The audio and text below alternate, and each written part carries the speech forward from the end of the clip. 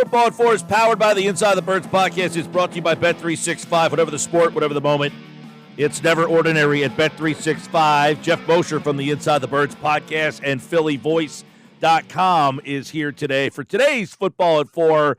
And, of course, you can listen to Football at 4 each and every day here on the Sports Bash. The Eagles are back at training camp, and a lot is happening over the first couple of days. Nick Sirianni spoke earlier today. We'll have some updates on that and more right now with Geoff Mosher from the Inside the Birds podcast, who joins us here on the Sports Bash live at a Monday edition on 97.3 ESPN. And Mosher, obviously the Birds are back, which is obviously gives us a lot more to discuss, and it seems that they are giving us some things to discuss here, so we'll jump into it on this Monday edition. What's going on, brother? How you doing, Mike? I'm back from camp today. It was I think I lost 10 pounds just in sweat, so that was good. Good development for me. I'm making the weight, and yes. I'm happy about it. Well, it is hot up there. I can imagine. It is hot up there. It's hot down here, too, down the shore up there at practice. But a couple storylines I guess we want to get into starting right away. Let's look at some of the battles that have kind of emerged through the weekend and where we start on this Monday. Let's start at that safety spot. Andrew Makuba, the rookie, did not practice. Obviously, got Sidney Brown back there. I see people tweeting out, hey, the Eagles have to make a trade and get somebody. It's pretty clear at safety. Do you watch the safety spot and wonder if the guy who's going to start there is on this roster? No, I don't. It's too early for that. The shorts and shells just came out today. We expect the pads to come out tomorrow.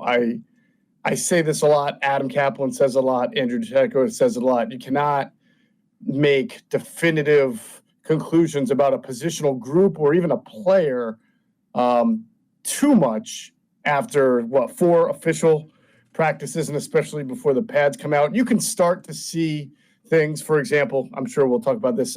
It appears right now that O'Dory Jackson has now gotten a couple of days of first-team cornerback reps over Keely Ringo.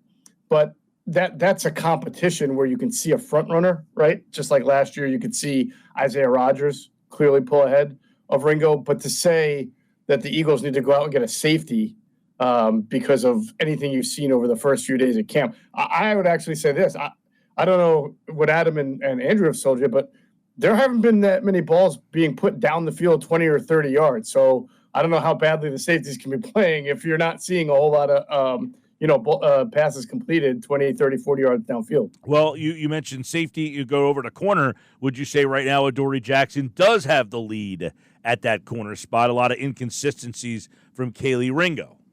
Yeah, it feels like Keely's been on the wrong end of a couple of really nice catches from A.J. Brown. But, you can put yourself in a better position with better technique, better alignment. And, Vic Fangio said that Keely Ringo is a guy who's got to play more football. He's got to be less handsy and grabby and really understand how to play the position. And O'Dory Jackson, for a guy who it seems like he's been around forever, he's not like 33 or anything. I think he's 29 or about to be 30. He moves pretty well. He's one of those veterans who's not that old. So you could see why Vic would want to get a good extended look at him. But again, pads come out. There's plenty of time here. We'll just have to see how it goes. What are we getting about Jahad Campbell? Obviously, there was wonder whether he was going to be ready to go. Now it seems that he could be prominently a part of this defense. I know Nick Sirianni talked today about competition, and he likes the competition that's happening there. Yeah, he made a really nice play today in the red zone drill where got into the backfield and almost looked like he hit the ball away from Tanner McKee and got it on the ground. So you don't see that a lot in just shorts and shells practice in camp. So that was pretty good. He's very fast, very athletic. That stuff we already know. I'm very curious to see him get more work with the first team. And Smile Mondon was out with an illness today, so it even allowed more. And just how he naturally takes to the position.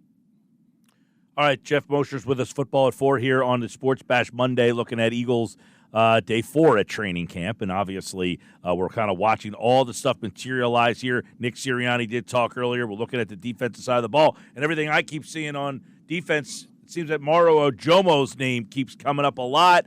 What are we hearing and seeing from Moro Ojomo at defensive tackle?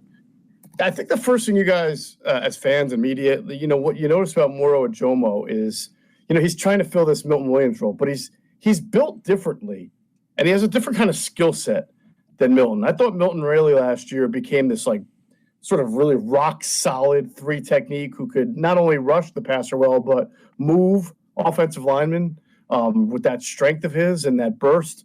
Now Milton's built a little bit differently, almost a little more leaner, but he's got really fast feet and fast hands. I think he can give headaches to guards who just can't keep up with him. And he's got good hand usage, and he's a really I think he's a thinking man's pass rusher, just like when you listen to him talk and how he has a plan. Smart kid. So he plays the game differently than Milton, but I think he can be as effective of a disruptor on the inside because he's got, long arms and fast hands and fast feet. Yeah, Ojomo, and then you've got Ty Robinson, who was the draft pick there. Everybody always wondering because he was a guy that people seemingly were for. And there's a lot of guys that are kind of in that mix, but it sounds like as you're kind of talking about is Ojomo's the one guy standing out. Anybody else in that mix? Because that's a big loss of Milton Williams.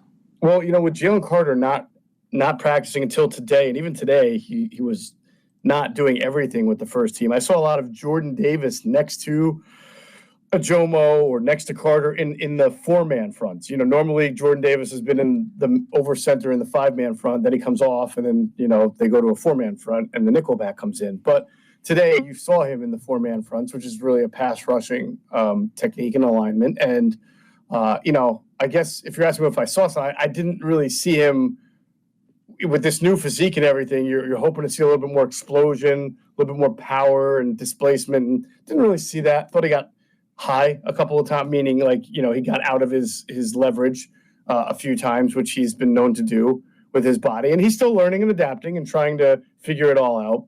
But that was something that stuck out to me, is that he got opportunities in a 4-man front to play that 3 technique. Although even as the quote unquote 3 technique, it looked like he would be aligning himself over the center or shaded over the center. Yeah, that tackle rotation spot's going to be very interesting to see. Especially when Jalen Carter gets out there, who do they like playing next to him and all that stuff, and how deep will they go? How many different tackles will they rotate through there? Because last year, Ojomo did get a lot of snaps. People don't realize he just didn't make a big impact in terms of numbers. Right. It was almost like the Milton Williams of 2 years ago, got a lot of snaps, didn't make the impact in numbers, but you could see him coming along. All right, we're going to keep on the defensive side of the ball. There's a lot happening over there. They have all the stories. Superman, Jalix Hunt, what's going on in that rotation with Josh Uche and Aziz Ojolari and Jalix Hunt, Nolan Smith, all the edge rushers. How you feeling about that group after the first week? Yeah, talked to Uche today, and it's interesting. He was asked, why number 0, and he basically said, hey, man, starting from ground zero. I'm writing a story about it for PhillyVoice.com. It'll be out soon. But he acknowledges he's starting from ground zero. I mean, when you're on your 4th team in 3 years, and you only signed a 1-year deal, and you're just only just 3 years removed from an 11.5 sack season, and you haven't come close to duplicating it. So, but I did think in general that with the shorts and shells on today, I thought the defense in front really picked up. I mean, there was also some good coverage today. The quarterbacks held on to the ball longer than you would like today. The ball was on the ground. There were 2 turnovers. There had been none in camp. There were interceptions today, 2 of them. So I do think, it's hard to isolate one guy in particular, but I thought it starts up front as it usually does. And the D-line also looked to me like I even asked this of Moro Ojomo. I said, did you guys do a little more stunting in line games today? And he acknowledged that they did do a little bit more of that. All right. There's a little look at the defense from the first week that was. So far, we're entering week number 2, day 4 of Eagles training camp. Geoff Mosher from the Inside the Birds podcast and, of course, InsideTheBirds.com, Philly voice. Tyler Steen, it looks pretty clear that he's the guy at right guard. Not even really a competition, it almost feels like. Yeah, it's funny. I forget who it was. It might have been Ruben Frank who made the note to Tyler today that this is the 1-year anniversary of him getting hurt and losing his job to Mekhi Becton. And, and it's true, but it's hey, a year later, he stayed healthy. He's clearly been the first-team right guard. I know Nick Sirianni said today it's a competition. It's competition, even if you're not, on the first team. And Kenyon Green really just got to practice on Saturday, I think, for the first time. So, but I mean, even in OTAs, Kenyon Green was on the 3rd team. He's got, it's Tyler Steen's job to lose and somebody else's to win it. If Tyler Steen were to but show the way that it's being presented, Moshe, and you were there today, it almost feels like they're not even letting anybody else try to win it. Yeah, I mean that's fair, but any one day you can go to practice and all of a sudden see something change. I will be interested to see over the next days if that changes. Only because, like we just talked about, I thought today the D line or the 4-man front got some pretty good pressure and did some things up front. You don't want to judge anybody off of one day and that, but I thought because of that, maybe we'll see something tomorrow. I don't know.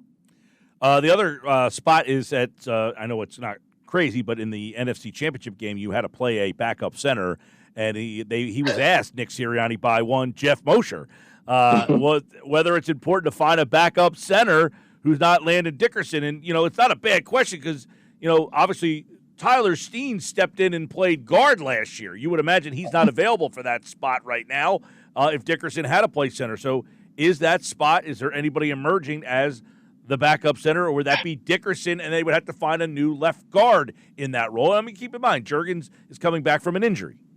Yeah, so they the Eagles sort of run this charade in OTAs and then early parts of camp, and you just know that they're just doing it to do it because, you got to give veterans the first shot, and then you go on. They had Brett Toth as the backup center, and then the first team center at OTAs when Juergens wasn't there. And it's like the guy has trouble snapping. He's had trouble snapping for a few years now. And if you have trouble snapping, I'm gonna guess you probably shouldn't be a center. My amateur football team, especially for a team that runs out of the shotgun primarily 90% of the time. Right. So they drafted Drew Kendall.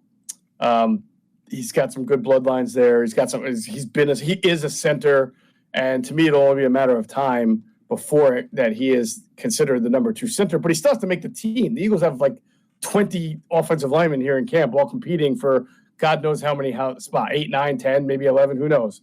But the one development that I think is interesting is Trevor Keegan, last year's 6th round pick, the kid from Michigan who was a left guard, mauling guard, road grader guard, only played left guard. They've had him snapping and playing center, which is good for him as a chance to prove you can be more versatile and make the team. And, it shows that they're really looking to see if there can be. I asked the question to Nick Sirianni, is it important to you to find a backup center not named Landon Dickerson? He completely, passed on the question and made it seem like it's not. They want everybody to be able to versatile. He gave me zero answer on that. That they don't want to have to do that though. They want a backup center who can come in and keep things going and snap. And so maybe between Kendall and Trevor Keegan, there's some opportunity there that somebody steps up. Yep. I do think Keegan got called for a hold today in a red zone drill that did not make Nick Sirianni happy, but that has nothing to do with snapping. Well, okay, let me ask you this. If they had to use Landon Dickerson, do they have a guy that profiles to say he would be the backup guard, or is it somebody that's in that right guard, quote-unquote, competition? Well, I mean, they have a lot of guys. Yeah, if they moved Dickerson over to center, they have a ton of different guys. I mean, Keegan can play guard. Kendall could probably be a guard. What's his face? Darian Kennard has played guard. Matt Pryor has played guard. I mean, I don't think it's that they're short on guys who can play guard, so that's not why they want to move Landon Dickerson. I just don't think they want to weaken 2 spots. You saw what happened when Dickerson went in, played center. He got hurt, and then they had to put Juergens back in. I think that they would just ordinarily like to be able to put a backup center in if Juergens got hurt and not have to create movement at 2 positions.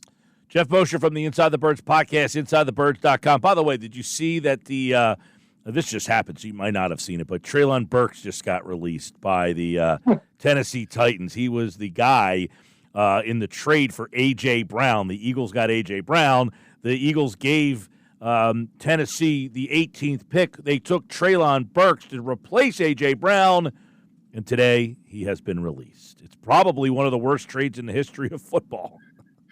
Yeah, it's definitely what I call revenge for this wasn't a bad trade as far as nothing to lose, but it didn't work out when the Eagles traded Dennis Kelly to the Titans and got Dorial Green Beckham in return. And, DGB was supposed to be their starting outside receiver. I don't know what they thought was going to happen that made DGB some really good receiver for them when he was terrible in Tennessee, but it feels a little bit like revenge there. Yeah, well, slightly different results for both of those guys there. But yes, there's the trade that happened on draft night, I guess a couple of years ago. The Eagles got A.J. Brown, Treylon Burks was the draft pick. He went to Philadelphia along with a bunch of other stuff there, as you can see on the screen for the people who are watching on the X platform and on YouTube. But that trade has not worked out for Tennessee. It has worked out for the Eagles,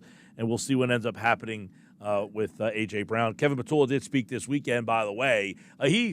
So tomorrow's Fangio, then they're off on Wednesday, then Clay is speaking. Patullo keeps missing everybody. Yeah, I wonder why, if that might be premeditated or something. Kind of crazy. Is that by design that they don't want Patullo getting asked? Now, he did speak on Saturday, but I'm imagining it's a less of a contingent. The Geoff Moshers of the world are not there on a Saturday, right? Oh, I am definitely. I'm too old to be there on a Saturday, Mike. That's back for your GA days when I was, first breaking into the industry. Well, and doing it at Lehigh Valley, by the way, trekking up there. Yeah. This Thursday night, there is a football game, and then the following Thursday, the Eagles will play right here on 97.3 ESPN. Geoff Mosher, Football at 4, of course, right here on the Sports Bash live on 97.3 ESPN. All right, buddy, we'll talk to you. All right, Mike. Talk to you Wednesday. There are a lot of good updates, a lot of good information right here on the Sports Bash live on 97.3 ESPN.